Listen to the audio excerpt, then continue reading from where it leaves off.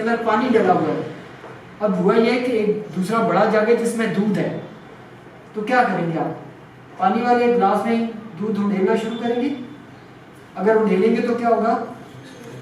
Mix हो जाएगा, मिलावट वाला दूध आपको मिलेगा।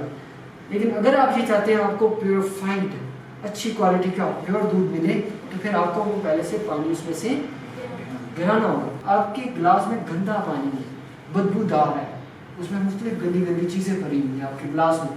अब दूध आ गया और दूध में जामे शीरी भी मिला हुआ है, बहुत ज़बरदस्त है, ठंडा भी है।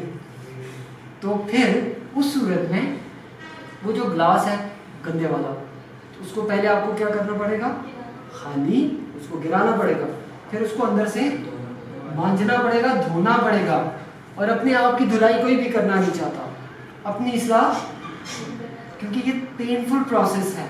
आपको कोई कहे कि कितने गंदे बाल हैं तुम्हारे, शक्ल देखो अपनी, बालों किसके साथ क्या बंदर लग रहे हो, आपको ये बात कैसी लगती है? लेकिन अगर आपसे कोई कहता है कि आपका चेहरा और ज़्यादा खूबसूरत और साफ हो सकता है अगर आप अपने बालों को थोड़ा सा सेट करवा लें और थोड़ा, तो फिर क्या लगेगा? ये आपको हो सकता है एक्सेप्टेबल।